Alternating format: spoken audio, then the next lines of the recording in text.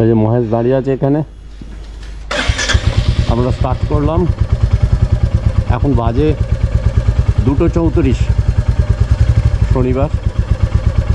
প্রিয় বন্ধুরা, পৌষের এই সোনা রোদ গায়ে দিয়ে আমরা এগিয়ে যাচ্ছি। আপাতত সামনে কৃষক সেতু আসছে।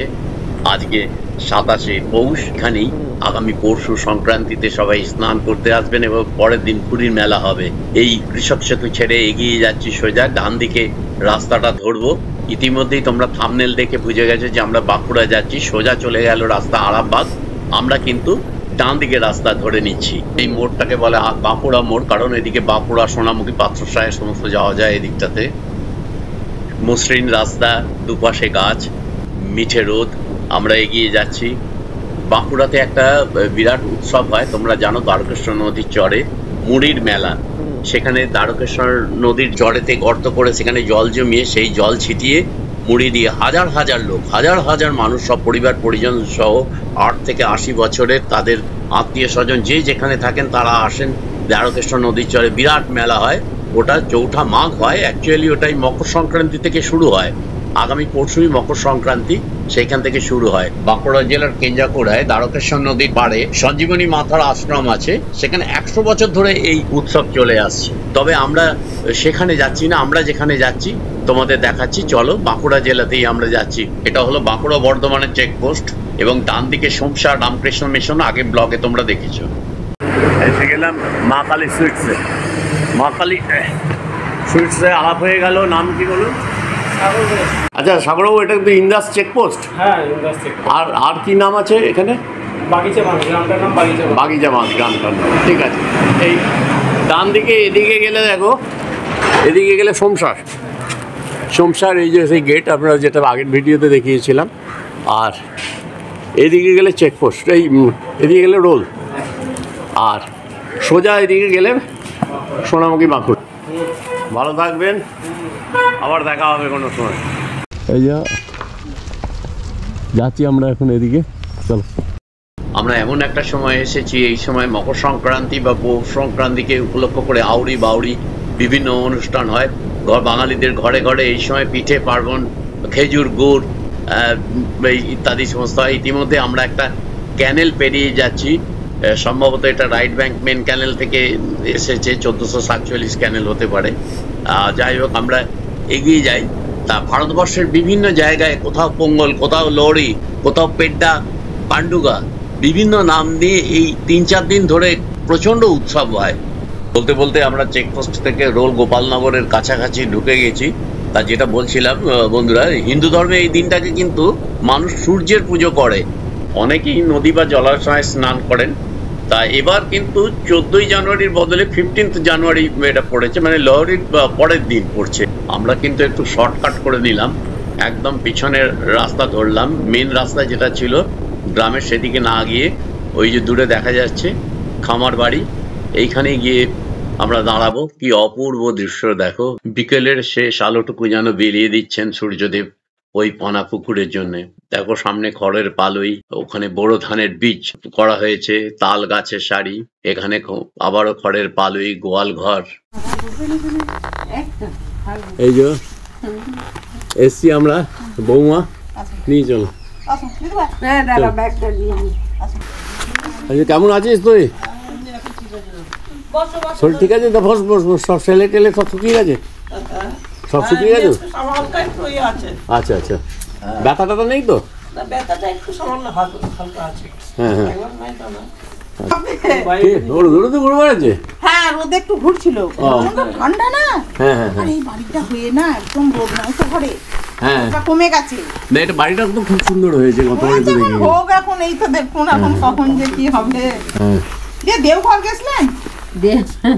বাড়ির গরুর দুধের খাঁটি ক্ষীরের পিঠে এবং নারকেলের পুর দিয়ে পিঠে, কিছুই তোমাদের দেখাতে পারলাম না বন্ধু। সবে তৈরি হচ্ছে এখন। খাওয়ার আনন্দে ছবি তুলতেই ভুলে গেছি। লালু আমার ভাই।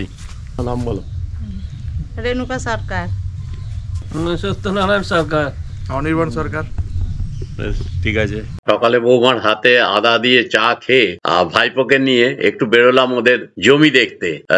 এই শীতকালে জমিতে যেতে খুব আনন্দ হয়, নানা রকম ফসল ফলে, তো চলো দেখে আসছি জমি। গোলার পাশে আমাদের রয়্যাল এনফিল্ড মেটিয়ার বেশ আরামেই দাঁড়িয়ে রয়েছে, অপর্ণা ঘরে রইলো, আমি আর ভাইপো আমরা বেরোলাম। কে বলে সর্ষে ক্ষেত কাছে এলে ঘন দেখায় না, আমি তো দেখছি এই হলুদ কার্পেট বিছিয়ে গেছে মাঠের পর মাঠ, পাশে কি সুন্দর খালের দিয়ে জল যাচ্ছে, যেখানে যেখানে দরকার প্রয়োজন হচ্ছে, পাশে আলুর চাষ হচ্ছে, বিভিন্ন রকম চাষ হচ্ছে।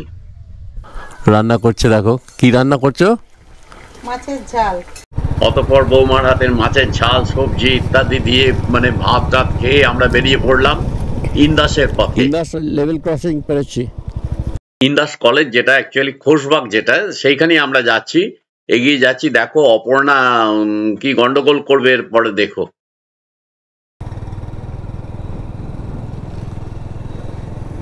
রোলগোপালনগর থেকে ইন্দাস খুব বেশি দূর নয়, তাহলে আমরা একটু এখানে দাঁড়ালাম একটা দোকানে।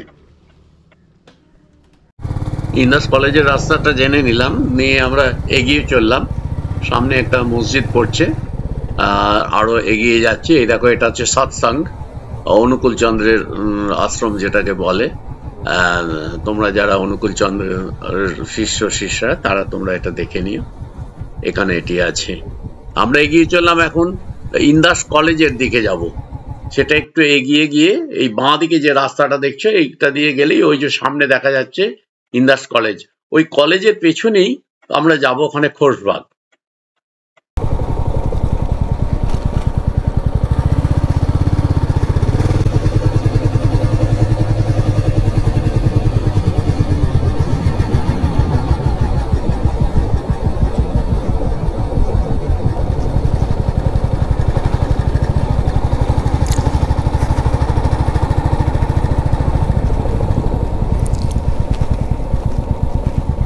এইবার সোজা না সোজা মনে হচ্ছে?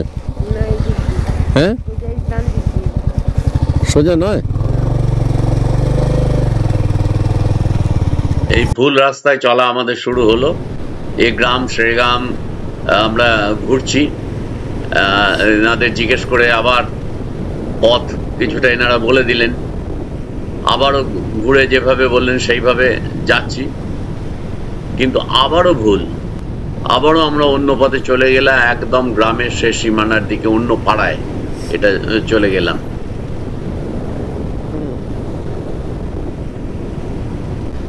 মানে ঘুরেই যাচ্ছি।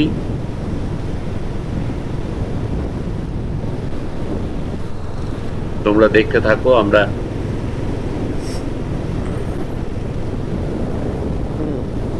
দেখাই। দেখো কোথায় কত দূরে চলে গেছি। মন্দির, এই গ্রামে মন্দির অনেক আছে।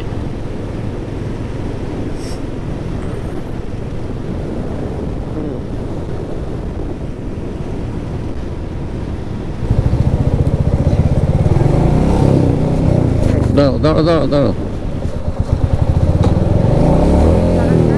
হ্যাঁ, পারবো পারবো পারবো, দাঁড়াও। না না, জানি হঠাৎ করে নেমে পড়াতে বিরাট অ্যাক্সিডেন্ট হয়ে যেতে পারে, এটা অপর্ণাকে বললেও বোঝে না।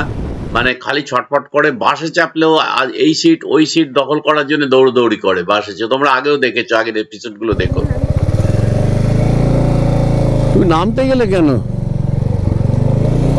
আমাকে পারমিশন ছাড়া তুমি যদি এইভাবে করে যাও, তাহলে আমি কিন্তু না, ছাড় আমি পারবো না। তোমরা অপর্ণাকে দেখেছো, আর গাড়ির ওয়েট হচ্ছে 2 কুইন্টাল। এরপরে আমার মতো রোগাপাট্টা মানুষ কন্ট্রোল করতে পারে? তো মহা মুশকিল হয়ে যায় তোমাকে নিয়ে, না? বেরোবে না তুমি আমার সঙ্গে কোনোদিন।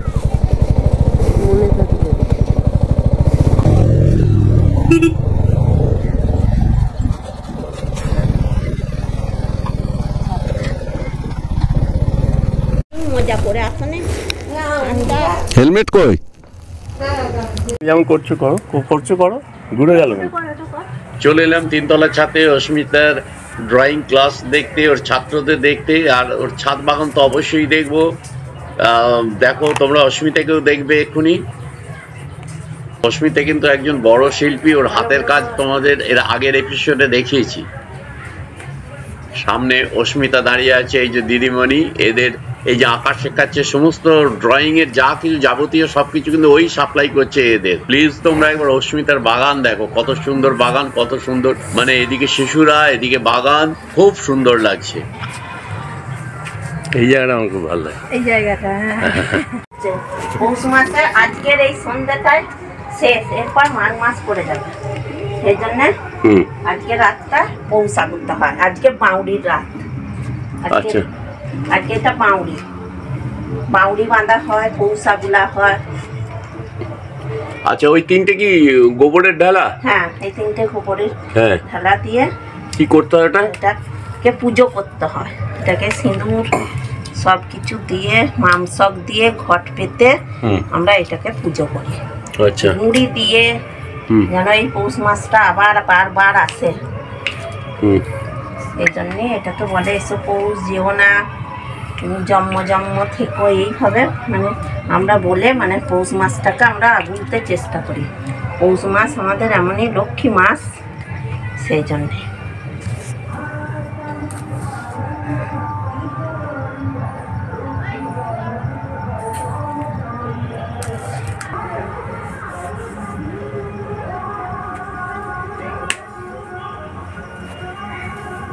বাউড়ি বই একটা যেটা, আচ্ছা, এইটাকে বলে বাউড়ি, বলে বাউড়ি। মানে এই মাছটাকে আমরা বেঁধে রেখে দিই, মানে এই পৌষ মাসটা আমাদের এমনই মাস, মানে পৌষ মাসে বাউড়ি। ওই জন্য আজকে হচ্ছে পৌষ মাস হচ্ছে সুখের মাস। এই সুখের মাসকে বেঁধে রাখা হচ্ছে, লক্ষ্মী মাস। সেই জন্য ধান ওঠে, ধান ওঠে, তাই পৌষ মাস। সেই জন্য পৌষ মাসটাকে আমরা যেতে দিতে চাই না।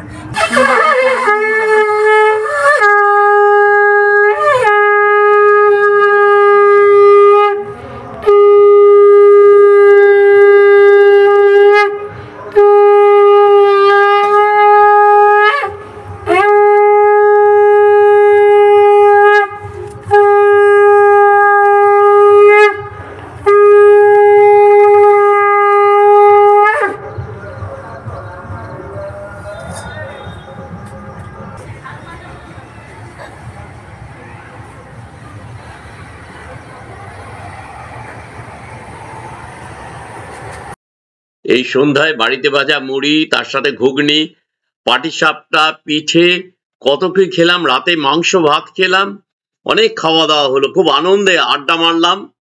টুসু এক লৌকিক দেবী, যাকে কুমারী হিসেবে পুজো করা হয়। প্রধানত কুমারী মেয়েদের টুসু পুজোর প্রধান ব্রতী এবং উদ্যোগী হয়। কথিত আছে এই সংক্রান্তির দিন নাকি শঙ্করাসুরকে বধ করা হয়েছিল। চারিদিকে কুয়াশা, কুয়াশা রাস্তা ভেদ করে আমরা এখন এগিয়ে যাচ্ছি রসুলপুরের দিকে।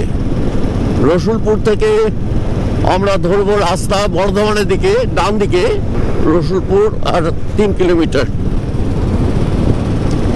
দেখো কুয়াশা কেমন, চারিদিকে কুয়াশা আর প্রচন্ড ঠান্ডা, কনকনে ঠান্ডা। আদিবাসীগণ তাদের ওই চাষবাসের জন্য এই টুসু গান করেন তারা। অনেকে বলেন টুসু কথাটা এসেছে চালের তুষ থেকে। পশ্চিমবঙ্গের দক্ষিণ পশ্চিম অংশে, ঝাড়খণ্ডের দক্ষিণ পূর্ব অংশে এবং উত্তর পূর্ব ওড়িশা, আসামে চা বাগান অঞ্চলে এই টুসু উৎসব পালিত হয়। কেউ কেউ বলেন যে বাঁকুড়ার শুশুনিয়া পাহাড় হচ্ছে টুসুর উৎসবের উৎস। একটু ফুয়েল আপ করে নি।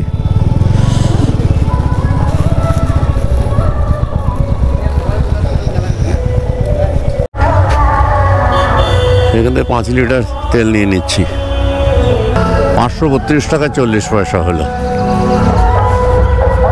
বাঁকুড়া মোড় 26।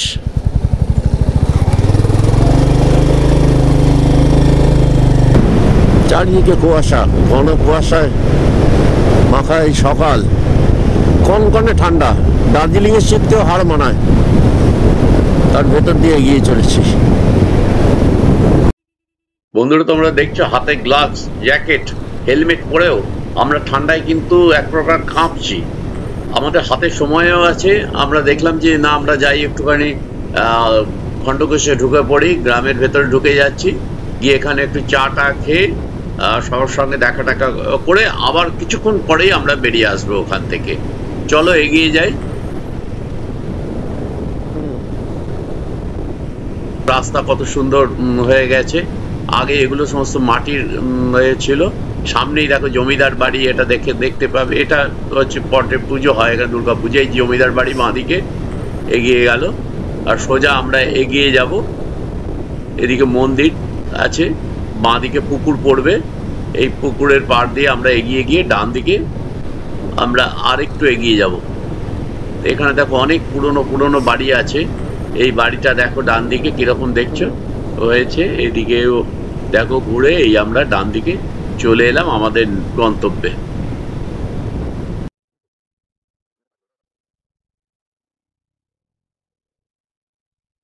শঙ্খ ঘোষ, কার্তিক ঘোষ, পিয়ালি ঘোষ, ঐক্য ঘোষ।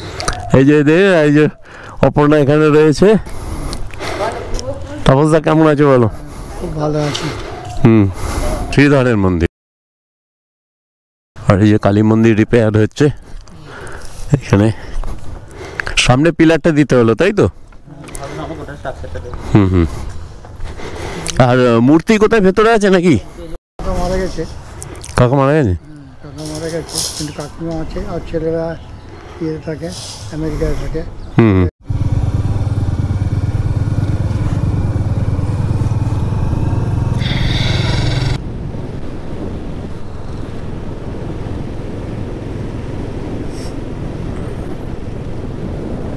এখনো কুয়াশা। এখন বাজে 11:43। মকর সংক্রান্তিতে সব চান করতে এসছে। আমাদের দুদিনের বাঁকুড়া ভ্রমণ শেষ হলো। এখন সদরঘাট ব্রিজ পেরিয়ে যাচ্ছি। এরপরেই আমরা বর্ধমান শহরের ভেতরে চলে এলাম। ডান দিকে দেখো ঘুরেই এবার আমরা বাড়ির পথে যাচ্ছি। ভিডিওটা যদি তোমাদের ভালো লেগে থাকে তোমরা লাইক করো, কমেন্টস দিও, আর যারা নতুন তারা অবশ্যই সাবস্ক্রাইব করে দিও। আর এরপর আরও ভিডিও আসবে, অনেক দূরে যাওয়ার ভিডিও আসবে। এটা খুব কাছে বলে এরা কিলোমিটারগুলো আর দিলাম না। সাথে থেকো বন্ধুরা। প্রজাতন্ত্র দিবসের আগাম শুভেচ্ছা জানিয়ে এখানেই ভিডিওটা শেষ করছি। জয় হিন্দ।